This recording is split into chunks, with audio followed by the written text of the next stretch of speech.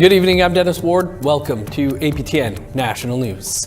3 Inuit women have filed a class action lawsuit against the Northwest Company, alleging they misappropriated funds through the federal Nutrition North subsidy. APTN's Sierra Bettens has that story. The former commissioner of Nunavut, a film producer, and an artist are 3 Inuit women launching a legal challenge against the Northwest Company. A statement of claim filed to the Manitoba Court of King's Bench on February 5th alleges the Northwest Company misused the Nutrition North Canada subsidy and, quote, unlawfully retained millions of dollars of funding received through the program. Lawyer Tim Dixon represents the plaintiffs. These courageous individuals are very active in their communities and have been very concerned with food insecurity in the North. They all experience it themselves. They see their community members experiencing it. Nutrition North Canada was launched in 2011 to make healthy foods more affordable for Northerners. The subsidy is given to Northern retailers, who are supposed to pass it on to the consumer through reduced prices. What that means is lower the ultimate price by 100% of the amount of the subsidy. But the suit alleges that the Northwest Company, quote, retained significant portions of the subsidy as profit to the detriment of class members, unquote. Dixon says Northern residents have expressed concerns about the subsidy for years. But no one's really been able to know until there was an econometric study published in 2023 that looked at the increase in the subsidy and how much of that was being passed through to consumers by lowering prices, and it found that not all of it was. And while the exact amount is unconfirmed, the suit alleges the NWC, quote, may have unlawfully retained approximately $21.6 million and $30.8 million annually in funding intended to benefit the class members, unquote. The lawsuit claims Northwest received more than $163 million from the subsidy between 2018 and 2021.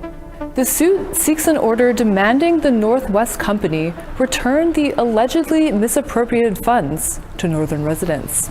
We are hoping that it is part of the conversation that has been going on about food insecurity in the North, about the federal government's role in helping to mitigate these very high prices for nutritious foods in the North, and ultimately about improving the Nutrition North program. In October 2024, then Federal Minister of Northern Affairs, Dan Vandel, announced an external review of Nutrition North Canada that would be launched in 2025. APTN has reached out to Crown Indigenous Relations and Northern Affairs Canada requesting an update. A statement sent to APTN from Brigitte Bourgoin, the Northwest Company's Director of Communications and Public Relations, says, quote, the Northwest Company cannot respond directly to specific allegations out of respect for the legal process. However, we can state with full confidence that the Northwest Company meets all Nutrition North Canada program requirements. It adds that, quote, while the NNC program partially offsets the costs of bringing food to the North on its own, it is not enough. Cost drivers, such as lack of infrastructure, the high cost of materials, operations, and inflation all have an impact on food prices, unquote. A statement of defense has not been filed, and none of the allegations have been proven in court. Sierra Bettens, APTN National News, Winnipeg. Edmonton Police Service Chief Dale McPhee has decided not to move to a disciplinary hearing for an officer who fractured the skull of Everett Rain back in 2019. APTN's Chris Stewart has those details. Everett Rain was arrested for public intoxication and breaching release conditions in November of 2019. He was taken to Edmonton Police Headquarters. Rain says that while he was there and handcuffed, Constable Zacharick used an armbar takedown on him. Rain landed on his head and spent the next 4 days in hospital with a fractured skull. The police claimed Rain was non-compliant and resisting. The Alberta Serious Incident Response Team, known as ACERT, investigates serious incidents involving police. They charged Zacharek with assault causing bodily harm in 2022, almost 3 years after the incident. However, the Crown stayed the charge. A use of force expert told them Zacharek did not use excessive force. Rain filed a number of complaints against the EPS, 10 complaints in total. Police Chief Dale McPhee responded with a letter dated February 6th to Rain. He agreed that Officer Zacharek's actions did not appear proportionate to Rain's behavior in his first complaint. The chief dismissed Rain's other 9 complaints, including that the officer was acting aggressively before the incident. In the letter to Rain, the chief said there would be no disciplinary action against Zacharek. Erica Norheim is Everett Rain's lawyer. I can tell you what the chief has said in his letter, which is that the Constable Zacharek's actions in throwing Mr. Rain to the ground were not proportional to any risk presented to Constable Zacharek or anyone else. It was not proportional or necessary. And so for that reason, the chief found that it was likely that he had engaged in a unnecessary or unlawful use of force. She says there is security footage, but a court order is keeping it from being public. She says she does not understand why there is no disciplinary action against or a criminal trial for the officer. I don't know how the chief can say that a use of force that results in a skull fracture that the chief acknowledges was not proportional or necessary in the circumstances can be a matter that is not serious. However, McPhee's letter says Zacharek will receive additional training. So then he goes down to review whether or not there was any deficiency in Constable Zacharek's training, and he concludes that there was no issue with his training. But he doesn't even give a warning to Constable Zacharek. Instead, what he says is that he'll get more training, which seems counterintuitive. If there was no issue with his training, then why would the solution to this issue be to direct further training?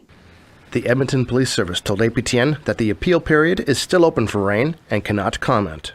Norheim says Rain is still feeling the effects of the beating he got from Zacharek. So, in 2022, Rain filed a $150,000 general damages civil suit against Zacharek, Chief McPhee, and the other officers on the scene of the incident. Rain is alleging loss of income and enjoyment of life, as well as pain and suffering. Chris Stewart, APTN National News, Edmonton. For the Inuit, it's a slur word, but for some reason it keeps popping up in songs by some massively popular artists. That story and more coming up after the break.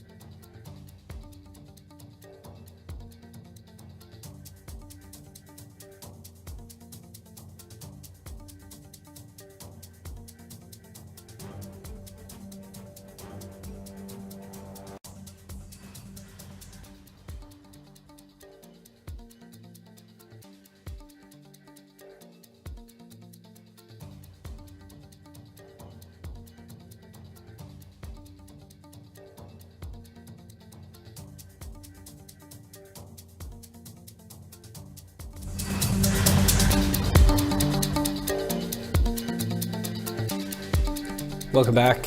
It's a slur for Inuit people in northern Canada, Alaska, and Greenland, and one that is largely considered offensive in northern parts of the world.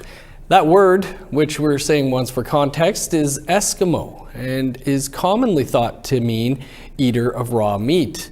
Well, as Sarah Connors tells us, the word has been used a few times recently in popular music, and that isn't sitting well with an Inuk who says words matter.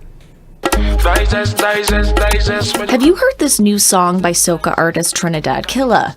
It's a big hit with soca fans and has over 160,000 streams on Spotify. But the name of the song, said here by featured artist Nicki Minaj, Eskimo Season, is a racial slur for Inuit people.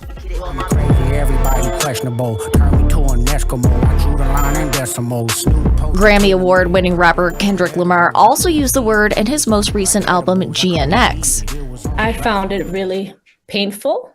Thuparna Kopik is an Inuk originally from Greenland, now living in Alberta.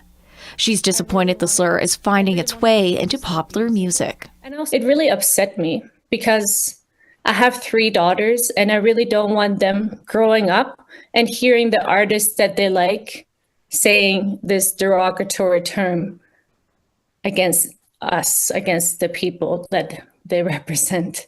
I think it is just a place of ignorance using that word as a way to represent isolation. This professor of musicology says those living outside the North often have little understanding about the Inuit. If they want to make something sound like it's from the North or put the idea that it's cold, that it's remote, then they use Inuit in some way or another. And because of that relationship to isolation and remoteness, then Inuit feel less like a real people. Recently, Kendrick Lamar came out with an album, and in one of the songs, he used a word that is a slur to my people. Kopek made a TikTok video last fall explaining the harm behind Lamar's use of the word in his song. She hopes the video, which she says received 1.2 million views, can help educate others about the word and its impact. I'm not here to cancel any artists. I think it's more to educate them. I want to just educate them and tell them nicely, please respect that we don't want to be called that term or word. I reached out to Nicki Minaj and Kendrick Lamar's teams, but did not hear back. However, I did manage to speak with Trinidad Killa's manager. He told me Trinidad Killa did not know the word was a slur and in no way meant to cause offense to anyone. Sarah Connors, APTN National News, Whitehorse. Also, for some context, Kopek's video has more views than Trinidad Killa's. I just looked. Indigenous students that do not have the prerequisites to get into university are being offered another path to higher education. Concordia University in Montreal is offering an Indigenous bridging program. Following completion of it, students can then apply to certain undergraduate programs at Concordia. Included are engineering, science, psychology, journalism, and commerce. Concordia is offering virtual information sessions for the program online. As well, it offers financial support, including bursaries.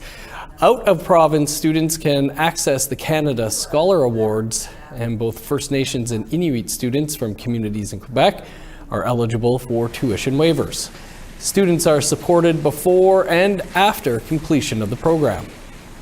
We do have a coordinator that works with the student to identify where their needs are and what program they want to offer. And through that specialized one-on-one approach, we can really work with the students to transition into that specific program, such as journalism or engineering, the following year. And then after, once they get into the program, then we have the Otsahakta Student Center, which is an Indigenous student support center for our students to provide that academic and cultural support that they will continue to have for the next 3 to 4 years. Some of Manitoba's best young scientists will be in Winnipeg next week to show off their outstanding projects and inquisitive minds at the annual Frontier School Division Science Fair. Grades 4 to 12 students from 17 schools across northern and rural Manitoba will exhibit 64 projects focused on water, earth, and other sciences that impact their communities. With 110 students competing, it will be the largest Frontier School Division Science Fair since it began 11 years ago. 3 top winning students will earn the honor of attending the Canada-wide Science Fair in New Brunswick this spring. The division's Chief Superintendent, Tyson McGilvery, says the Science Fair is open to the public to come and enjoy. Yeah, we've had some really great success in regards to our award winners. One of our team awards last year went to 2 female students from Falcon Beach, and they went on to the Canada-Wides and they received a silver medal.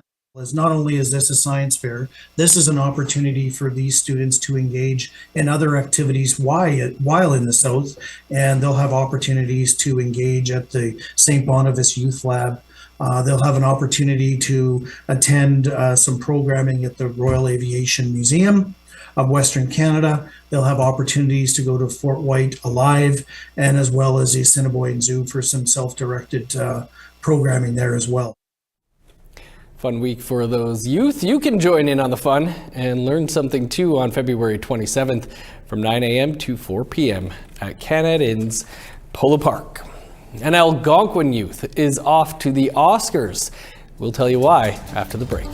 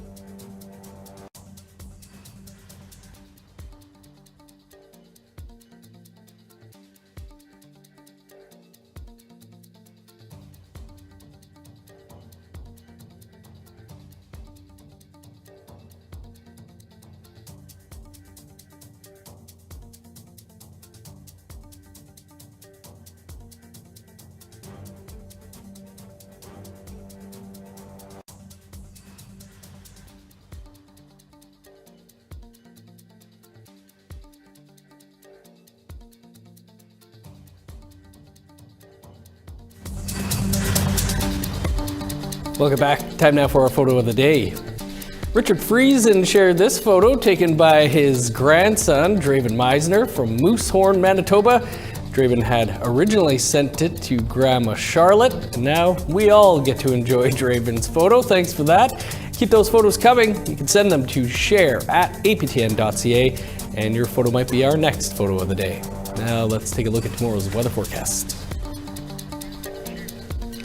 Starting on the East Coast, -4 in Fredericton, cloudy and -3 in Halifax. Snow and 12 below in Kuujjuaq, sunny and -7 in Cartwright.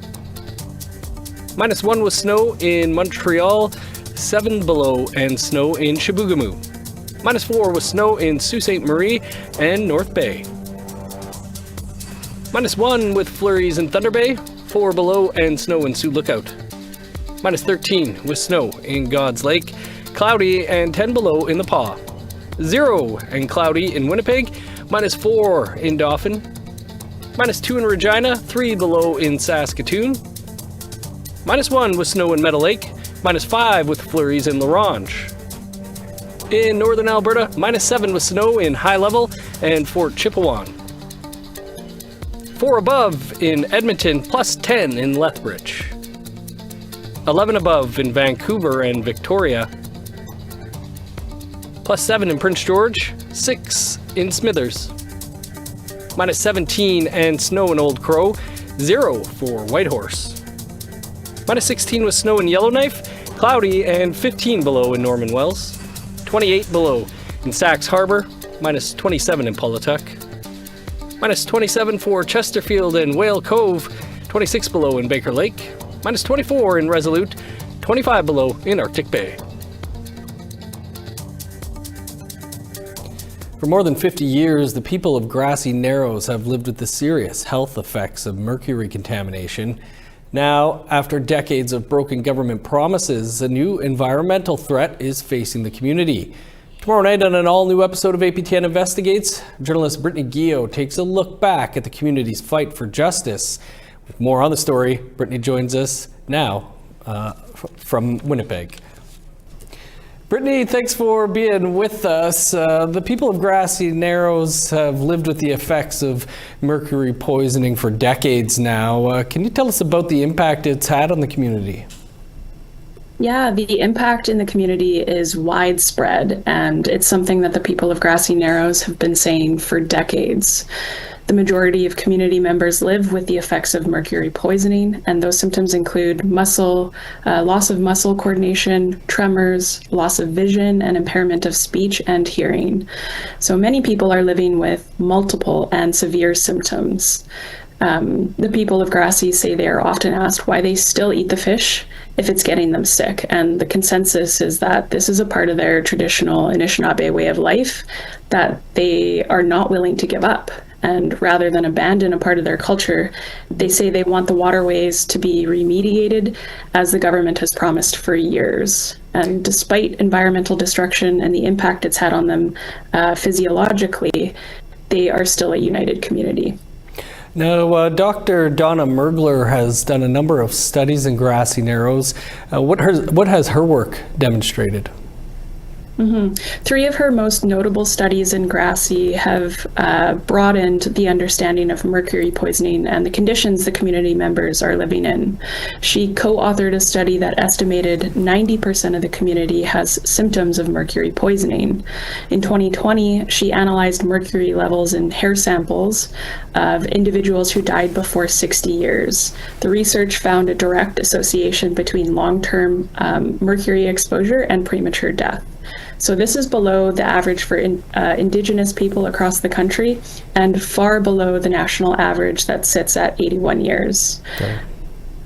Now, part of your story looks at the recent decision, and that's to store nuclear waste upriver from Grassy Narrows. What's been the response from the community to that?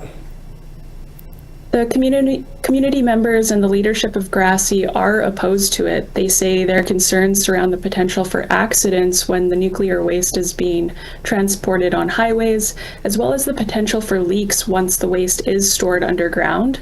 They say there is not enough research to definitively conclude the project is safe, and that this is just another example of environmental racism that they've had to endure.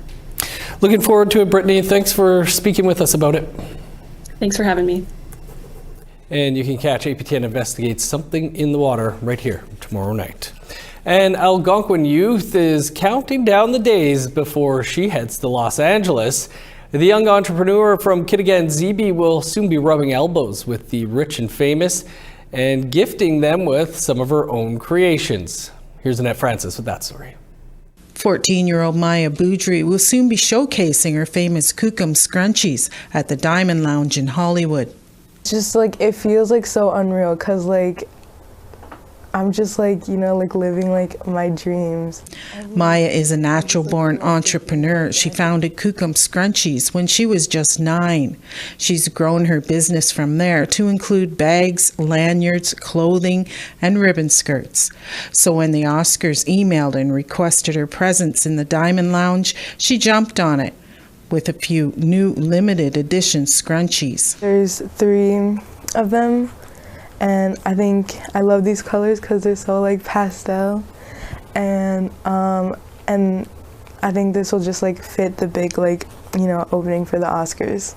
Maya's mom, Marcy, is the president of Kukum Scrunchies. She says being the only First Nations youth to be asked to participate in such a prestigious event is an incredible opportunity. Oscar nominees will see Maya's work when they gather in the Diamond Lounge. So we're going to bring about 100 scrunchies to 150 scrunchies, depending on our tag situation.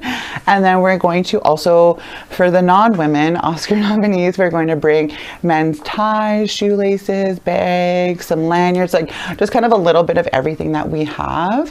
But the majority will be scrunchies. And so they're going to be all on a table. And so from my understanding, an Oscar nominee will walk into the room. You will know who they are. They'll come to your table. They pick and choose whatever they want. They talk, you have a picture, and that's where the connections and the relationships begin. According to Marcy, it's meant 3 months of intense planning for their table presentation. So we were thinking of, very meaningful ways of like even going back to our roots of like, what are we going to bring and how is this presentation going to look? And, if I look back in terms of how Maya even just sold Kukum Scrunchies at the beginning, it was just in a little birch bark basket. And so bringing birch bark with us to the Oscars is going to be a really important element because it comes from the Algonquin Nation. And we have so many baskets here that were passed down through my family's generation that we want to then bring to the Oscars and share with them. Maya's hoping to connect with and gift one of her favorites. Her name is like Lily Gladstone. I literally watch every of her TV shows, movies, wherever she's in, I'm literally watching it. It's her acting is just so good, and the fact that she won an award as an Indigenous woman means a lot, and I know that she inspires everyone because she inspires me. Anyone wanting to follow Kukum Scrunchies' experience in Los Angeles can follow them on Instagram and Facebook next Friday and Saturday. Annette Francis, APTN National News, Gatineau, Quebec. Super wicked, Maya. Congrats. That's all the time we have for tonight. I'm Dennis Ward. Marcy McGuitch. Kim Sullivan is up next with your French language newscast. Have a great night.